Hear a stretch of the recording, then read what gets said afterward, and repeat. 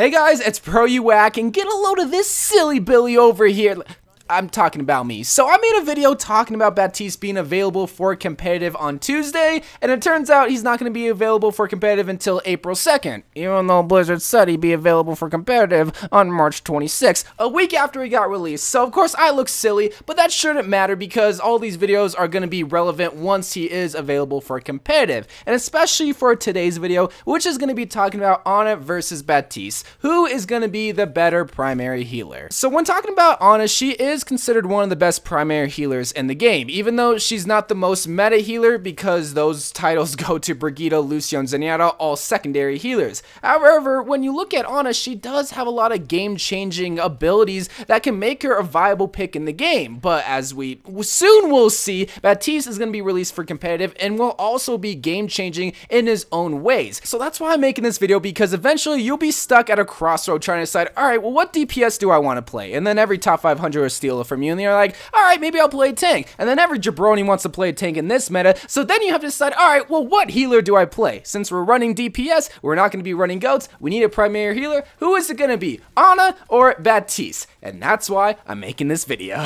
So when comparing these two healers, we're going to be looking at 5 different categories. The first one is going to be the role that they fill. The second thing is the type of heals that they give. The third thing, which is the most important thing, is going to be the toolkit that kind of makes them different types of healers that'll help you decide which one you want to play. The fourth thing is going to be the ultimate, the usage of the ultimate, what it can provide for a team comp. And the fifth thing is going to be the team composition, the heroes that you want to play with each of these heroes. But first, let's talk about the roles. So Ana and Baptiste have very similar roles. I mean, being a primary healer, of course, your main job, the main focal point is to be healing your team. And even still to this day, Ana players do not understand that, but especially Baptiste players. Like, they see that they have a primary form of fire, so they think they have to be at the front lines, they think they have to be shooting. No, alright? Your main job is to be looking out for the whole entire team. Your main job is to be in the back lines. I ain't talking about like 50 miles away, but be behind everybody so that you can see who needs healing. Because if there's a Genji or a Rodog behind you that needs heals, you're not going to be able to identify that. So whether you're Ana or whether you're Baptiste, please play in the back line. So while the roles of both of these heroes are very similar, the opportunities that both of these healers provide when they're on the field are completely different. Because when looking at Ana, the opportunity that she provides is a lot more aggressive, like team fights. She's going to ensure that the Genji won't die when he's diving the Widowmaker, diving the soldier in the back line.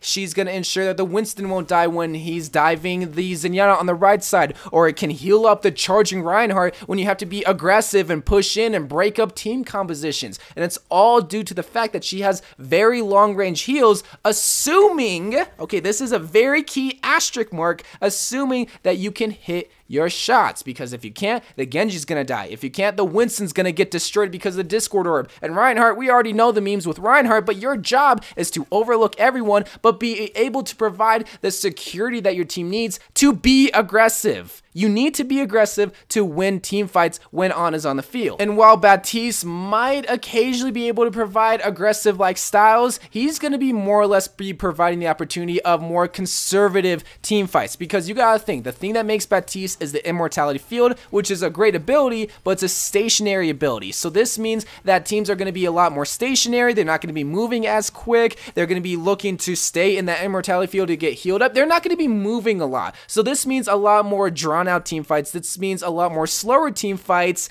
and possibly not really getting all that aggressive until you get to his ultimate, which we will talk about later. But that's the difference when looking at Ana and Baptiste. Ana is a lot more aggressive, while Baptiste is a lot more conservative with his role that he provides. But now let's move on to the second category and compare both of these healers' heals, because this is what makes a healer. So when looking at Ana's heals, this is great. All right, you get rapid session heals, assuming that you can hit your shots. We have already established that you probably can hit your shots, but you can only heal one target at a time. This is the biggest downfall when comparing it to Baptiste, because Baptiste's heals can heal multiple targets, assuming they can splash a grenade in the vicinity of multiple targets. This is why Baptiste is going to be really good for conservative team-like styles, because teams can't all be aggressive and be on their own. They have to be together, and that can be very slow because they have to account for everyone being stuck behind the Reinhardt shield or the Orisa shield, or whatever the case may be. But it's going to be well worth it because the grenades and the heals heals are going to go a lot more better and be a lot more efficient because everyone's together to get the splash of that single heal grenade. So not only are you going to be able to get efficient heals, but you're also going to be able to build your ultimate a whole lot quicker because you're able to heal people in a lot more rapid sessions. So even though Ana's heals are great, if you're playing a lot more conservative, if you're playing slower but more together, you probably should be playing the Baptiste because one grenade can account for multiple heals, where Ana's single fire rifle can only account for one heal for one target. But now let's move on to the third category, which is comparing both of these healers' toolkits, because I guarantee you some of you guys were typing in the comments, oh, Ana can heal multiple targets with her heal grenade. Now, I don't know if this is just the arrogant player in me, but I love to use Ana's grenade as an anti-grenade, not really using it on my teammates because that's what my rifle is for, whereas the anti-grenade can ensure that any type of healer, assuming that it's not going to be a Mei or a Zarya using her bubble on the teammates, nobody in the game can ensure that that hero will not get healed, and that is so powerful, once again ensuring the aggressive like playstyle that you get with Ana. And that is the biggest thing that you need to consider when picking Ana, is like, okay, well, what am I going to be using the grenade for? Am I using it more or less on my teammates because I can't hit my shots because I can't hit a skinny Tracer or a skinny Genji? Or am I going to be a man with some balls or a woman with balls, we don't discriminate here, and use it on the enemy team to ensure an easy kill on that hero because we know that they're not going to get sustainability. We know we can get an easy kill because they won't get healed from the Zenyatta or the Moira or the Ana or even the Baptiste, assuming they don't have the immortality field. But that's Ana's game-changing ability that's a part of her toolkit. When you look at Baptiste's toolkit and the game-changing ability that he has, it is completely different, but it's still game-changing. And it's obviously going to be the immortality field because when you use the immortality field, you gotta think, that doesn't win you team fights, but it means that the team fight will still be drawn out because your teammates will not die. So this is why I really want to make this video and really show you the purpose of both of these heroes, because when looking at Ana, it allows teams to be aggressive and it allows them to secure team fight wins. Baptiste, you gotta be a little bit more slower. You gotta be a little bit more careful because he can protect you from not dying. You just have to be careful and be in the right spots at the right time. And that all can be done with the immortality field. You just have to be smart with it and not just willy-nilly throw it, alright? So that is how game-changing Baptiste is, but that's also how game-changing Ana is. You just have to recognize what kind of team that you have and what kind of playstyle you're able to fit. But now let's compare both of these healers' ultimate, because at least in Baptiste's case, this transforms him from the conservative hero that I've been saying time and time again in this video into a somewhat more aggressive-like healer, like how Ana is. But once again, when you look at Ana's nano boost, it just fits. Like, this is another reason why she ensures aggressive-like team fights, because even if it's a DPS ultimate, or more specifically in this meta,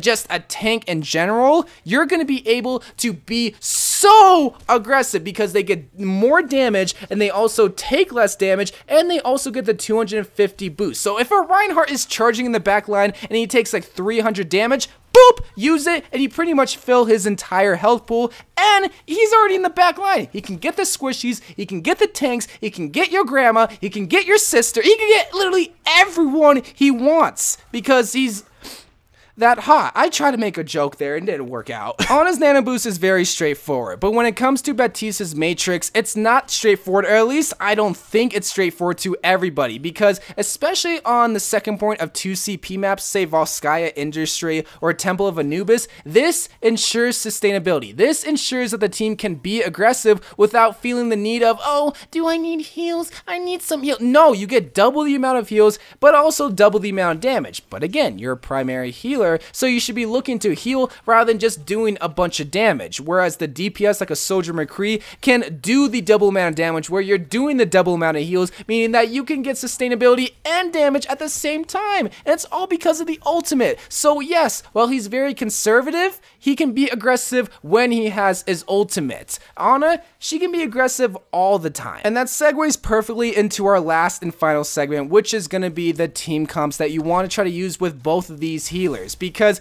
they fit different team comps. I said before that Ana needs to fit that aggressive like playstyle. That means a Genji. That means a Winston. That means even a charging Reinhardt. Not really an Orisa, not really a soldier per se. No, heroes that can go in, do some damage. If they need heals, you got him from long distance because that's how Ana is basically built. Whereas Baptiste, on the other hand, he needs really more slower heroes, or heroes that are going to be somewhat near him, that aren't going to be running off at the front lines without him. No, they need to be somewhat close to him because yes, he has an AoE heal. Yes, he has grenades, but they have to be close to him. So heroes like Orisa, heroes like Roadhog, heroes like Reinhardt, but Reinhardt's really good with any team composition, or heroes like Soldier that are going to be in the back line with him are going to be all good heroes to use with Baptiste. But now finally the conclusion when comparing both of these healers is that they're both great healers, they just fit different playstyles. Ana, she's going to be aggressive. She's going to ensure that the team will be fine if they're diving. She's going to ensure that everyone will get healed up, assuming that you can hit your shots. So if you can't hit your shots, then you should probably be playing Baptiste already because he's a lot more forgiving with his shots. But at least with Baptiste, he's not going to be the aggressive allowing hero. He's going to ensure that, yeah, you're going to get healed, but you got to stay back. You got to stay with me, or at least around me, and play with me. Don't just be diving their back line and screaming for heals, because I can't really do that, whether it's my AoE heal or whether it's my grenade. And that's why I really want to make this video, because you're going to probably want to play Baptiste if you're into that kind of thing, playing healer and whatnot. Who wants to play healer, am I right? No, but in all seriousness, if you're going to be playing with a Genji and a Pharah and a Diva, it's probably not best to be playing Baptiste because they're not really going to be benefiting at all from you. Whereas if you're playing with Ana, they're going to get a lot of benefit from you. But anyway, guys, that's my video comparing both of these great primary healers, but let me know which one you're going to be playing, even though I literally just said, yeah, you should probably be playing these heroes in specific team compositions. But anyway, guys, I love you guys. Thank you guys for watching. More Overwatch videos to come, and bye.